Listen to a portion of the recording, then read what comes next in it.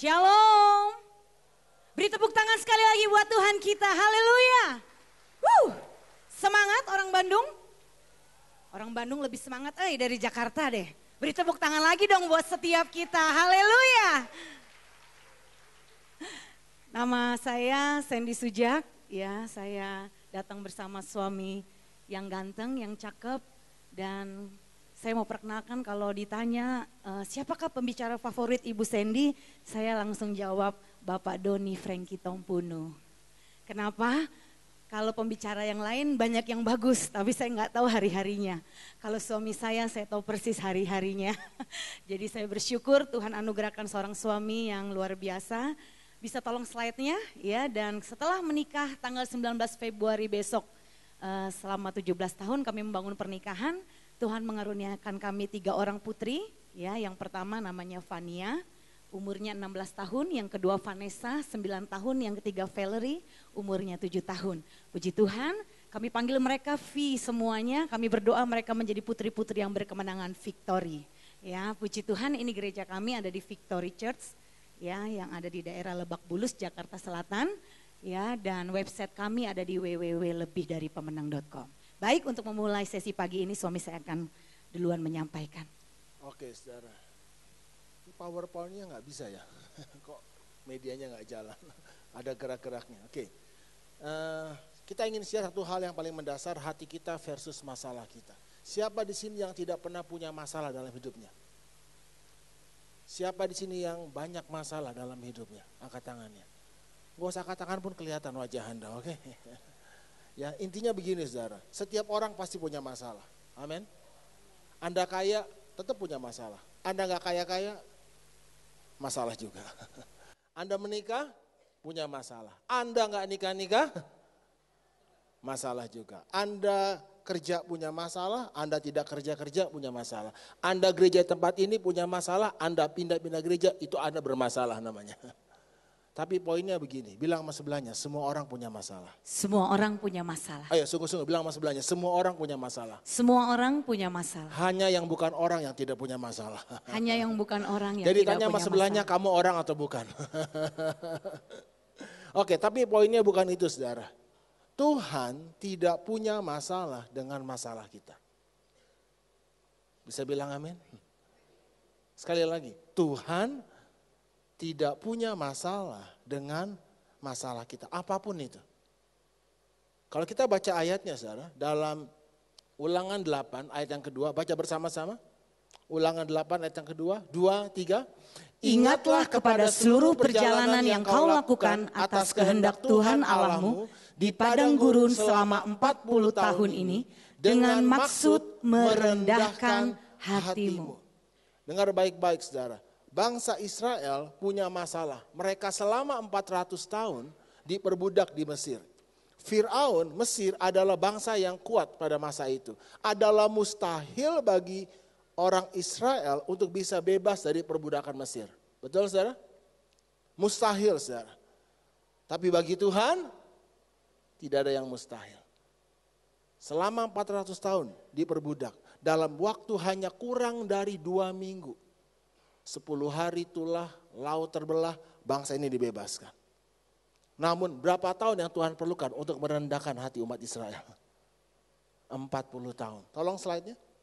Ini pertanyaan penting ya saudara. Ya. Mana yang lebih mudah bagi Tuhan? Buat mujizat atau mengubah sikap hati kita? Coba jawab. Mana yang lebih mudah bagi Tuhan? Membebaskan umat Israel dari perbudakan Mesir atau merendahkan hati umat Israel? Anda ngerti bahasa Indonesia kan ya? Jangan bahasa Sunda, saya nggak ngerti. Ya, untuk membebaskan umat Israel dari Mesir, Tuhan hanya butuh waktu kurang dari sebulan lah. Kurang dari 2 minggu, betul? Tuhan buat mujizat. Halo? Tapi untuk merendahkan hati umat Israel, Tuhan butuh berapa lama? 40 tahun. Bilang sama sebelahnya, kamu berapa tahun? Jadi mana yang lebih mudah bagi Tuhan? Buat mujizat atau mengubah sikap hati kita? Bagi Tuhan jauh lebih mudah buat mujizat. Namun sekarang, mana yang lebih mudah bagi manusia? Buat mujizat atau mengubah sikap hatinya? Buat kita manusia lebih mudah mengubah sikap hati kita dibanding buat mujizat. Namun sekarang, mana yang lebih penting bagi Tuhan? Buat mujizat atau mengubah sikap hati kita? Namun sekarang, mana yang lebih penting bagi manusia? Buat mujizat atau mengubah sikap hatinya?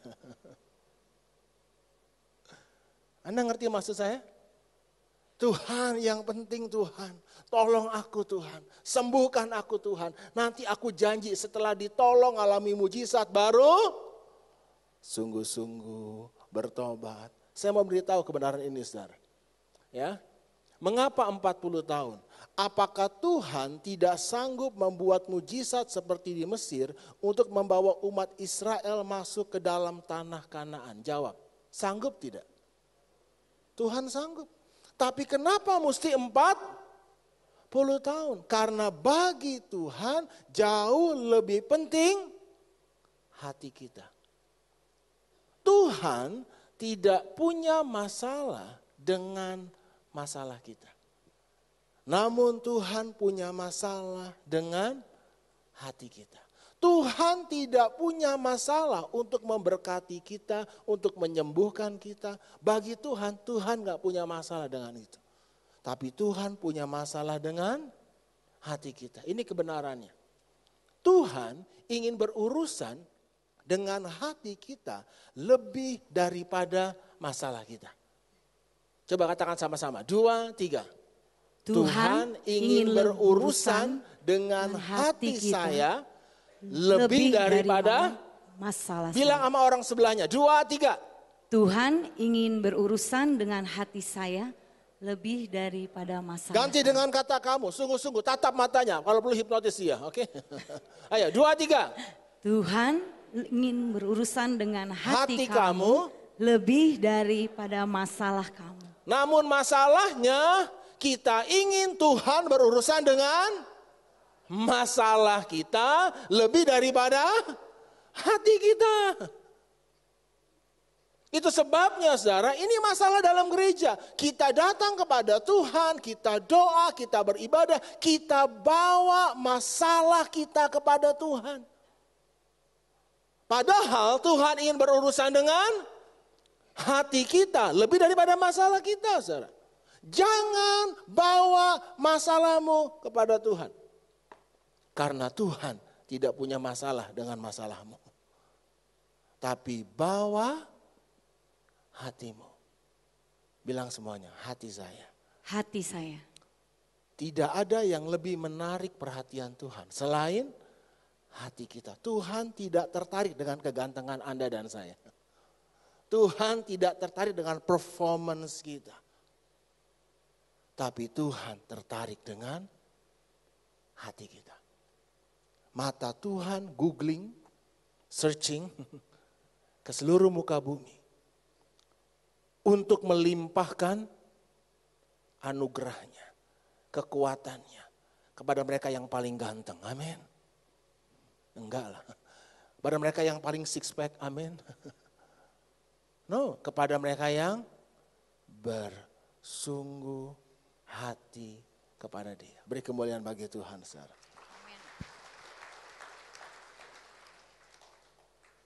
Baca sama-sama. Ini poinnya, saudara. Saya mau Anda pulang dengan kebenaran ini. Baca keras-keras 3 kali. Anda siap?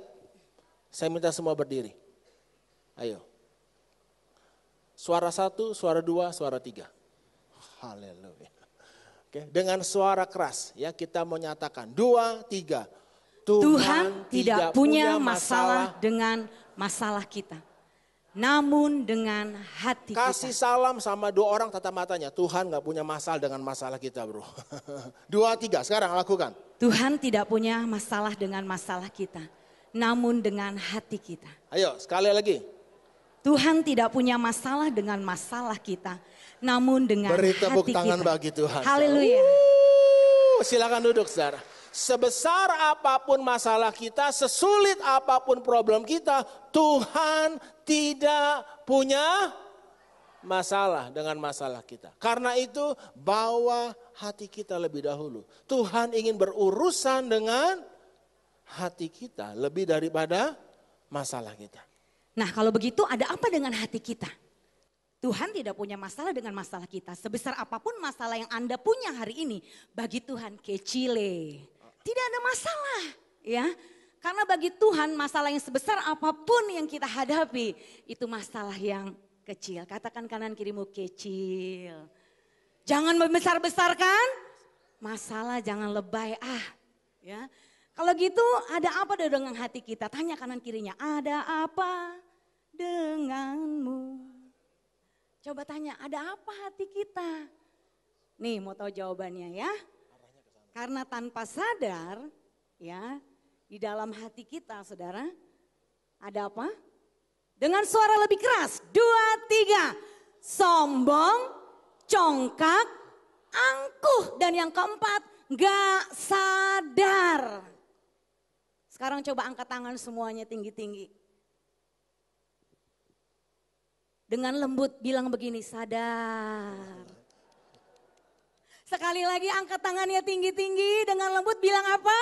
Sadar. Ada apa dengan hati kita? Sombong, congkak, angkuh, sekarang sudah sadar. Loh, setiap kita termasuk saya, kita punya kadar kesombongan, hanya beda-beda aja. Nggak ketahuan aja, tapi Tuhan tahu apa yang ada di dalam hati kita. Yakobus 4 ayat 6 berkata, kita baca sama-sama. Tetapi kasih karunia yang dianugerahkannya kepada kita lebih besar daripada itu. Lebih besar dari masalah kita. Lebih besar dari persoalan kita. Karena itu ia katakan, apa?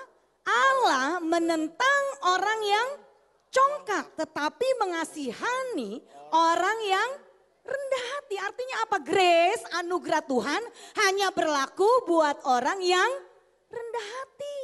Grace, anugerah Tuhan, kasih karunia Tuhan tidak berlaku untuk orang yang sombong, congkak, angkuh.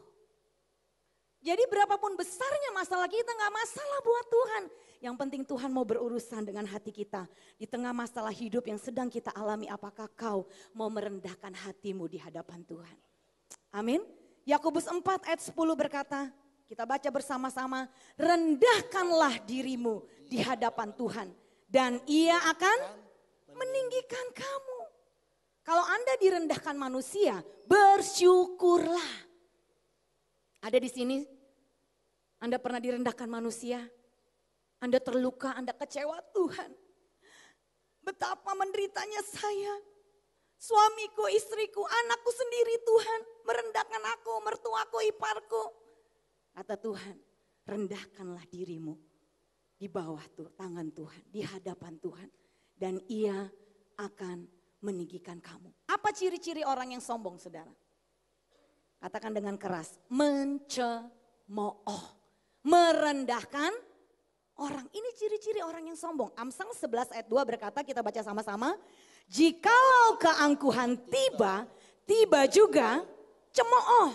Tetapi hikmat ada pada orang yang rendah hati. Ciri pertama orang yang sombong, dia suka mencemooh. Dan mencemooh ini bukan hanya di mulut kita, saudara. Tapi di dalam hati kita. Tanpa sadar kita seringkali mencemooh, saudara.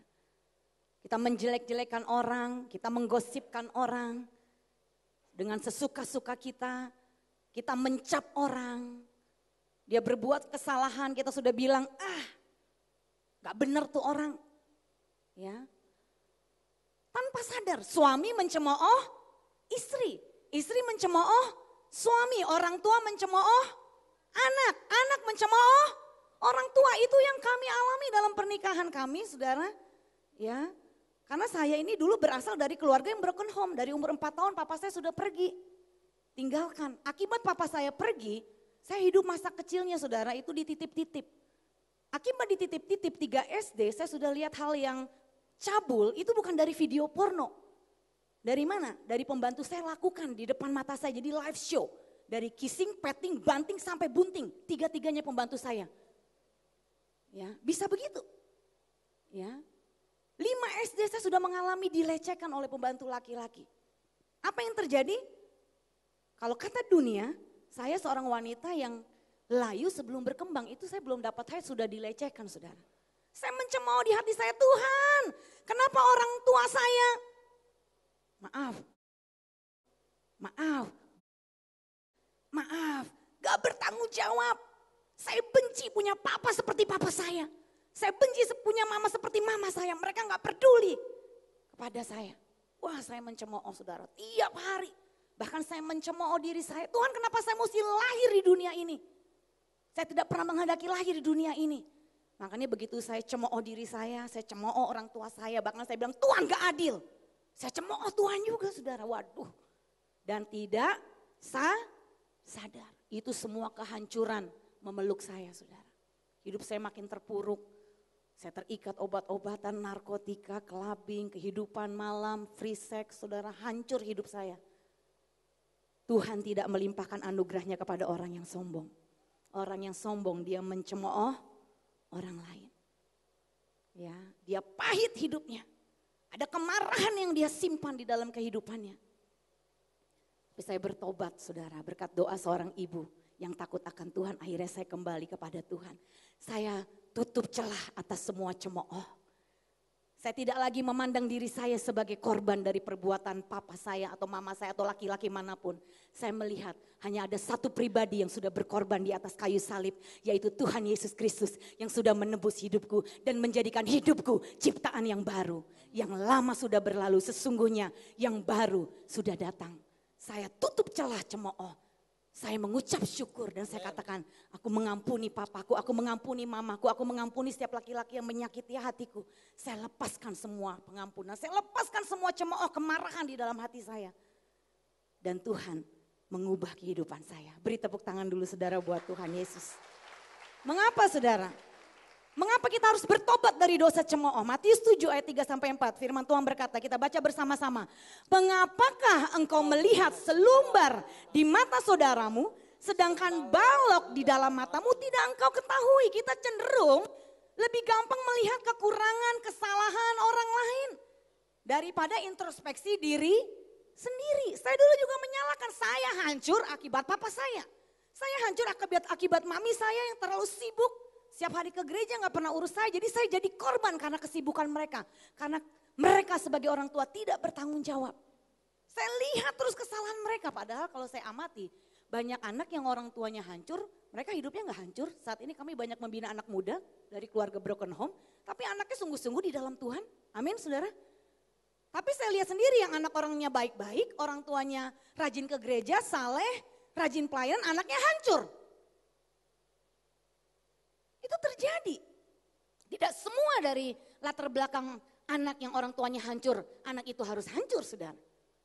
Bahkan yang orang tuanya hancur, banyak anak-anak justru yang memenangkan orang tuanya. Amin. Ya, di situ saya baru sadar, iya ya, kenapa saya mesti lihat terus kesalahan orang tua saya. Kenapa saya terus mesti menyalahkan mereka. Kenapa saya terus menganggap diri saya sebagai korban akibat perbuatan mereka. Saya introspeksi, Tuhan, Engkau sedang berurusan dengan hatiku. Kalau masa kecilku, kalau masa remajaku, masa mudaku pernah hancur, aku percaya itu semua Kau izinkan terjadi untuk membawa hatiku kepada Tuhan.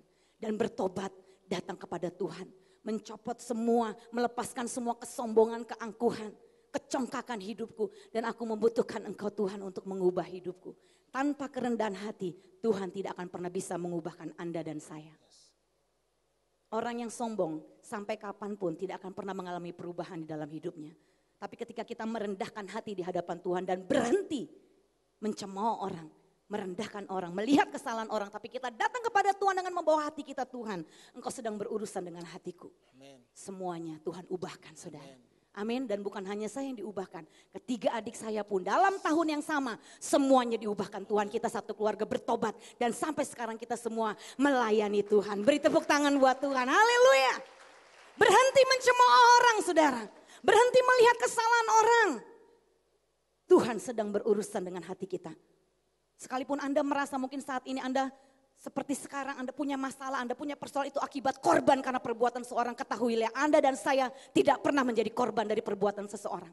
yang sudah menjadi korban dan terbukti hanya satu pribadi, yaitu Tuhan Yesus Kristus yang sudah mati di atas kayu salib. Matius 7 ayat 3, kita baca sama-sama dan 4. Bagaimanakah engkau dapat berkata kepada saudaramu apa? Biarlah aku mengeluarkan selumbar itu dari matamu padahal ada balok di dalam matamu. Ya, Amsal 29 ayat 23 berkata, kita baca sama-sama lagi saudara, 2, 3. Keangkuhan merendahkan orang, tetapi orang yang rendah hati menerima pujian. Siapa di sini Anda mau menerima pujian? Lebih enak mana menerima pujian dengan mencari pujian? Lebih enak mana saudara? Menerima. Banyak dari kita selalu fokusnya apa? Mencari pujian, mencari perhatian, mencari penghargaan, kekuasaan. Ya. Ketika kita merendahkan hati kita, kita menerima pujian. Dan pujian ini bukan hanya datang dari manusia, tapi yang terutama pujian ini datang daripada Tuhan. Tuhan mengangkat hidup kita, amin. Kita gak butuh saudara diakui orang. Kita gak perlu menonjol-nonjolkan, menunjuk-nunjukkan. Nih lo gue hebat, nih lo gue bisa, nih lo gue mampu. Gereja ini bisa besar begini, bisa hebat begini karena gue gak perlu saudara. Orang yang rendah hati gak usah nonjol-nonjolin dirinya. Tuhan yang angkat dia. Amin, saudara. Kita nggak butuh pujian manusia, kita nggak butuh penghargaan, saudara. Karena kita tahu persis siapa diri kita di hadapan Tuhan. Loh, kita merendahkan hati kita, kita melayani Tuhan, kita memberi hidup kita dengan tulus, hati yang murni kepada Tuhan. Tuhan yang akan memberikan pujian kepada kita.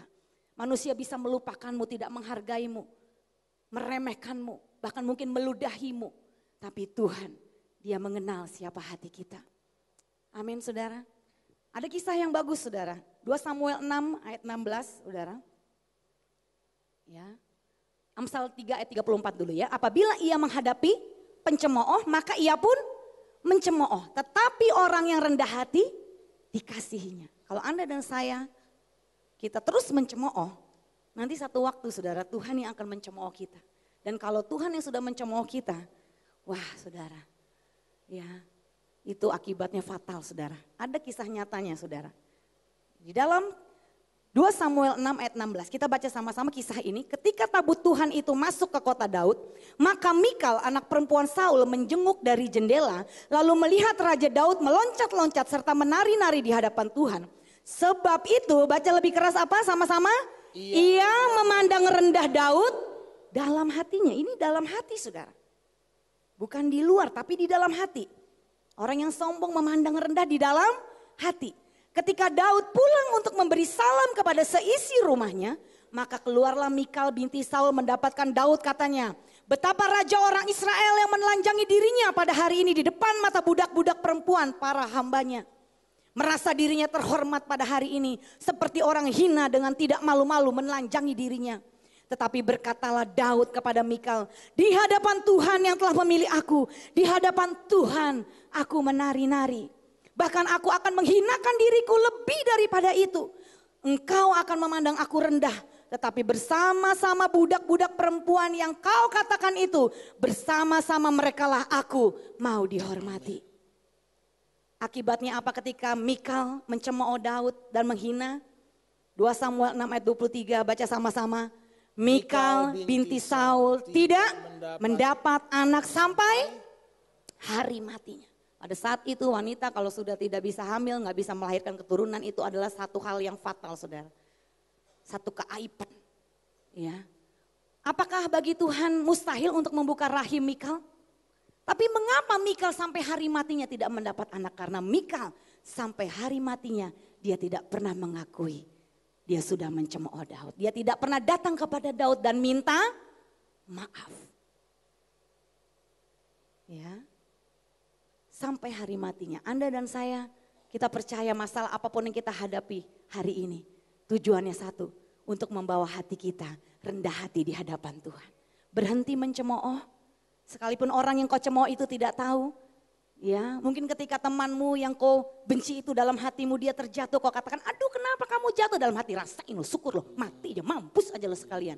Mungkin dia tidak tahu, mungkin itu hanya di dalam hatimu. Tapi Tuhan mengenal isi hati kita, amin.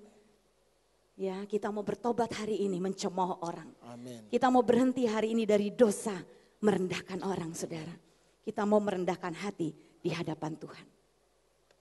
Tujuan masalah hanya satu, saudara. Apapun masalahnya, bilang sama sebelahnya, apapun masalahmu. Apapun masalahmu. Tujuannya hanya satu, apa itu? Merendahkan hati kita. Namun masalahnya adalah sudah dikasih masalah tetap gak rendah-rendah, itu masalahnya.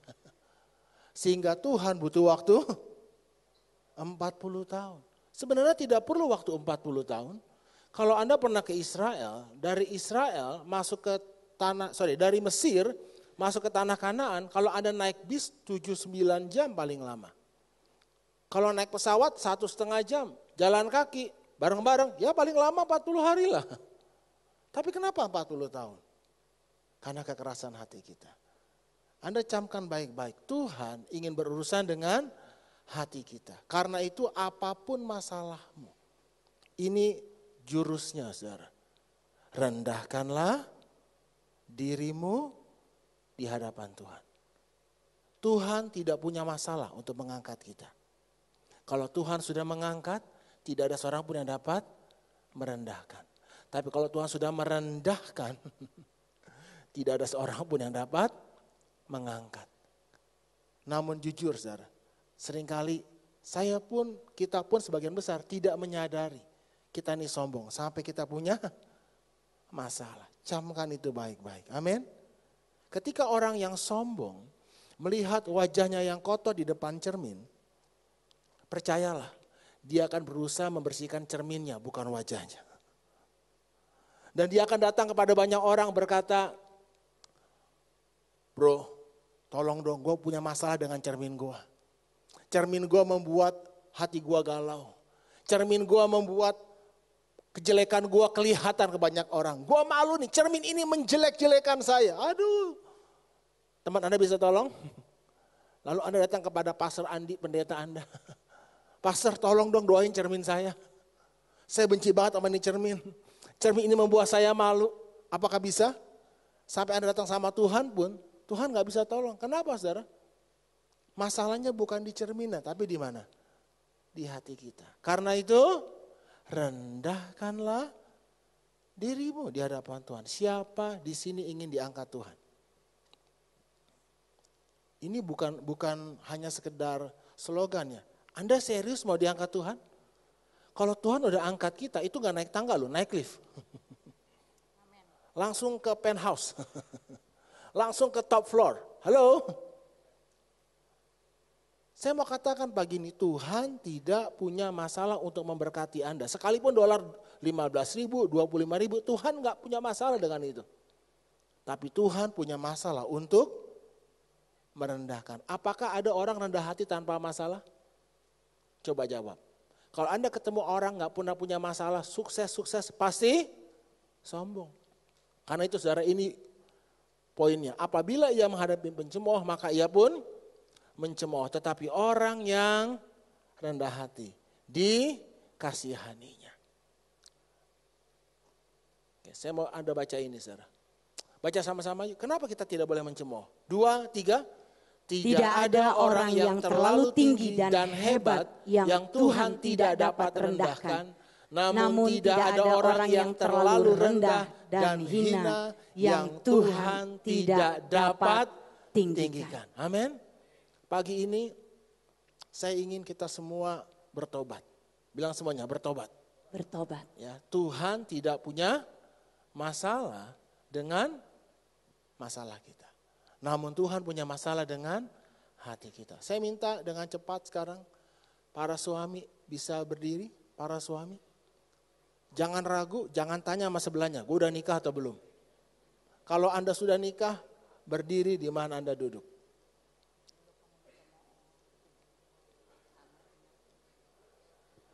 Suami-suami mau diberkati Tuhan? Kok aminnya lemes? Mau diberkati Tuhan? Kalau Tuhan udah berkati gak tanggung-tanggung loh. Kapan kita para suami berpeluh mencari makan rezeki? Tuhan berkata apa? Dengan berpeluh engkau akan mencari rezekimu. Kapan terjadi? Ketika Adam mencemooh Hawa. Ketika ada masalah, Adam bukannya merendahkan hatinya, malah dia berkata apa? Perempuan yang kau tempatkan di sisiku. No woman, no cry.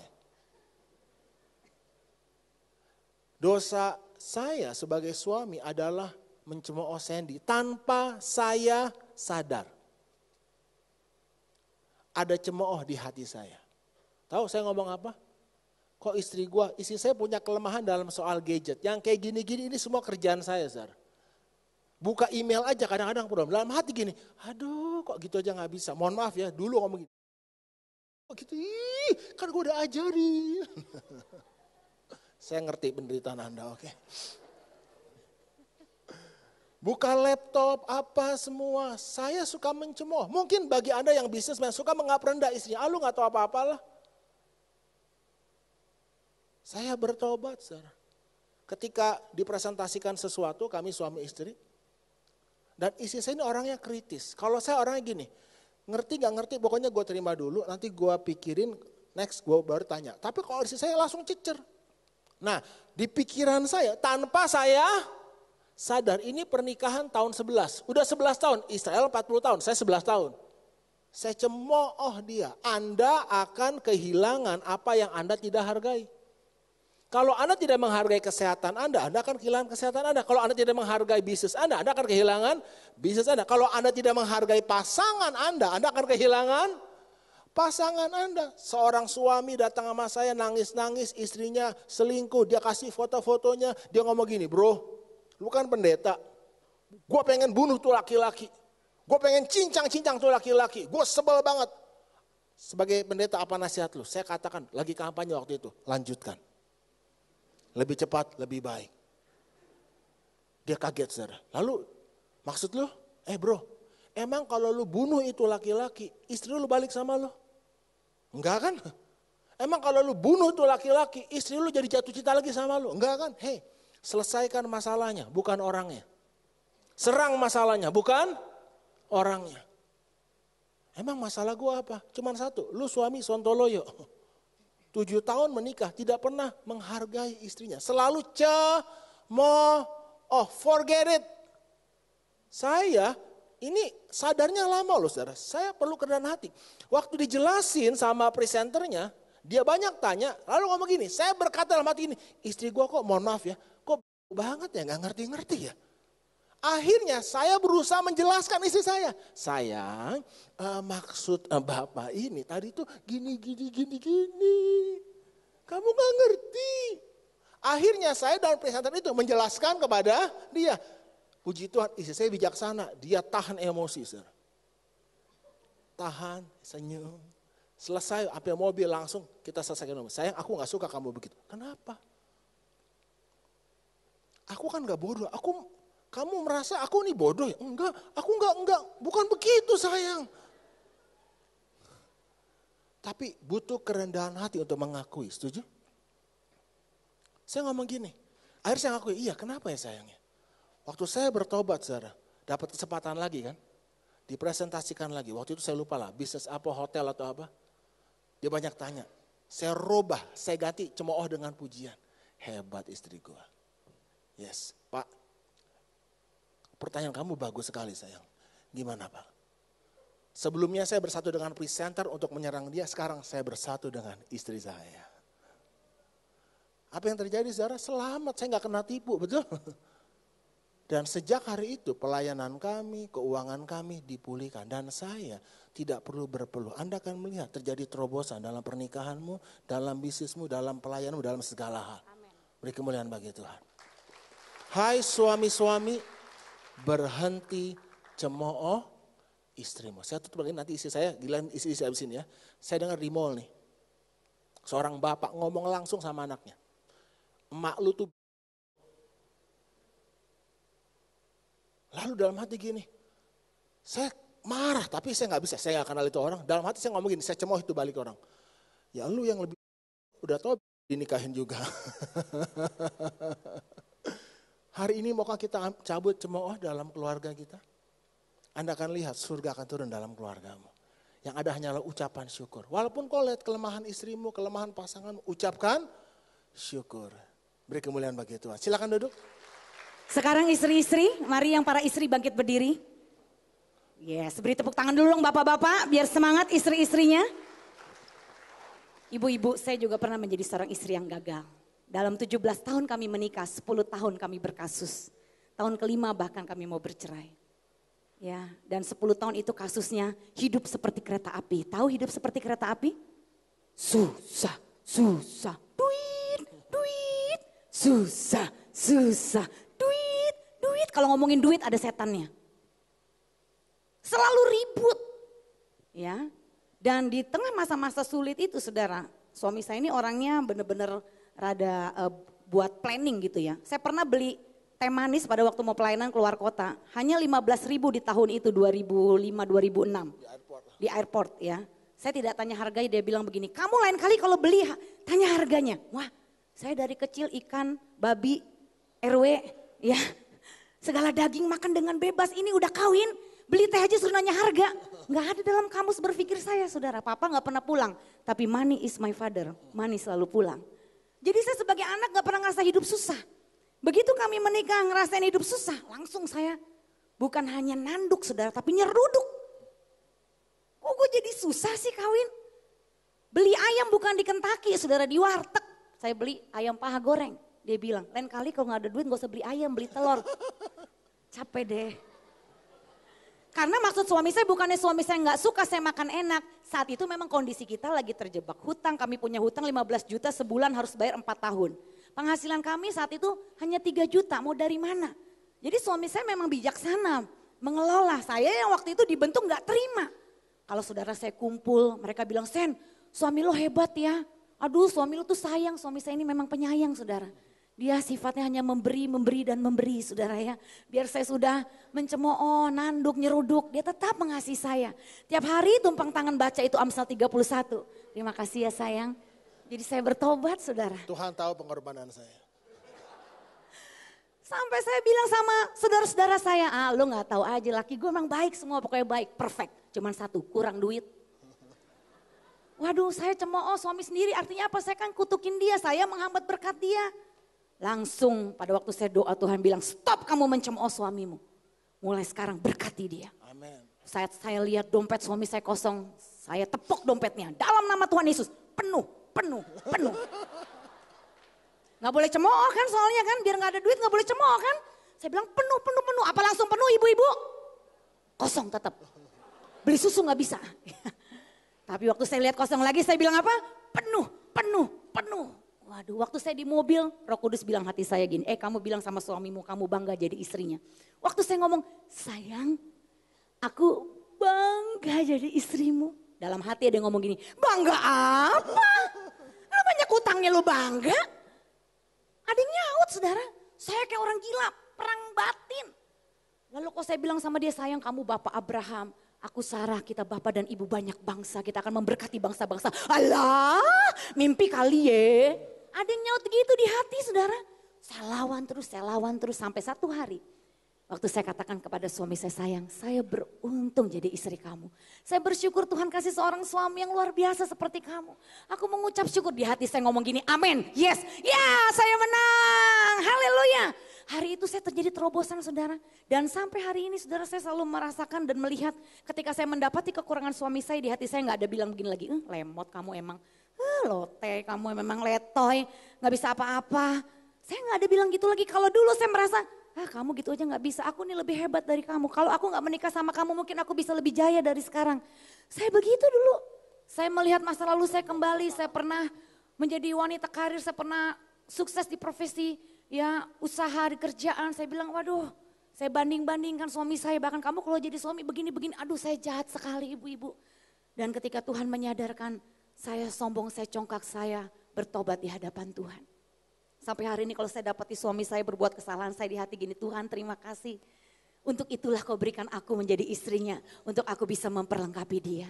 Untuk aku bisa menjadi tim, partner, rekan, sekerja, sepelayanan, pewaris kasih karunia dalam kerajaan surga, amin. Hari ini ibu-ibu, maukah kita bertobat? Stop mencemooh suami kita. Kita berkati suami kita dan saya mau katakan selama 4 tahun Bapak Ibu Saudara semuanya. Kami punya hutang 15 juta dan pada saat itu kami hanya mendapatkan gaji 3 juta. Tapi saya mau katakan selama 4 tahun tidak pernah sebulan pun kami tidak membayar hutang. Tuhan Yehova Jireh, Dia yang mencukupi, Dia yang memenuhi. Kalau kita suami istri sehati, kesanalah berkat Tuhan dicurahkan. Amin. Mau diberkati Tuhan suami-suami kita? Stop mencemooh, berkati dia. Kalau kita sebagai istri cerewet, mencemooh, ngomel-ngomel terus, saya mau katakan suami kita lumpuh kepemimpinannya. Banyak istri lebih merasa saya lebih tahu ayat, saya lebih berohani dari suami saya. Makanya suaminya trauma, kepahitan sama gereja dan tidak mau aktif di gereja. Karena dia enek lihat istrinya yang merasa tanda kutip berohani. Tapi kelakuannya nol di mata suaminya. Hari ini kita merendahkan hati kita di hadapan Tuhan. Amin para istri. Mari kita beri tepuk tangan buat istri-istri yang luar biasa di tempat ini. Haleluya. Silakan duduk. Suami-suami, istri-istri berdiri. Suami dan istri berdiri. Ya. Suami istri berdiri. Habis ini anak-anak. Tapi puji Tuhan anak-anak waktu saya udah habis tinggal 8 detik. Ya. Maukah kita hari ini buat komitmen? Apapun masalahnya, Tuhan tidak punya masalah dengan masalah kita. Amen. Suami-suami, Tuhan gak punya masalah dengan istri kita. Tuhan punya masalah dengan hati kita. Istri-istri, Tuhan gak punya masalah dengan suami kita. Tuhan punya masalah dengan hati kita. Anak-anak, Tuhan gak punya masalah dengan orang tuamu. Tuhan sanggup berubah orang tuamu. Tapi Tuhan ingin berusaha dengan hati kita. Lebih dari orang tua kita. Hormati orang tua kita supaya lanjut umur kita dan bahagia hidup kita di bumi ini. Amin. Dan di gereja ini, saya berdoa mulai hari ini tidak ada lagi cemooh. Amin. Ya, gereja ini tidak sempurna. Pemimpin di tempat ini tidak sempurna. Tapi kalau tidak ada lagi cemooh, yang ada hanyalah yang saya lihat itu selumbar, balok di mata saya. Saya harus keluar dulu balok saya, baru saya bisa keluarkan selumbar di mata saudara saya. Kita semua punya sikap rendah hati. Anda akan melihat sorga akan turun di tempat ini. Amin. Mari kita berdiri bersama-sama. Terima kasih. Terima kasih Tuhan. Mari semuanya kita bangkit berdiri. Anak-anak muda. Jesus. Terima kasih Tuhan. Rendahkanlah dirimu di hadapan Tuhan. Amin. Dan Ia akan meninggikan kamu. Amin. Tuhan rindu meninggikan setiap kita. Terima kasih. Tapi Tuhan tidak dapat mengangkat kita sebelum Tuhan merendahkan kita. Namun seringkali ketika Tuhan merendahkan kita, kita memilih untuk melawan. Kita memilih untuk berontak. Kita memilih untuk menantang Tuhan. Tapi pagi ini, kita mau sadari kesombongan kita. Tuhan menentang orang yang sombong. Namun mengasihani orang yang rendah hati. Rendahkanlah dirimu di hadapan Tuhan. Kita mau berhenti mencari puji-pujian dari manusia, penghargaan manusia.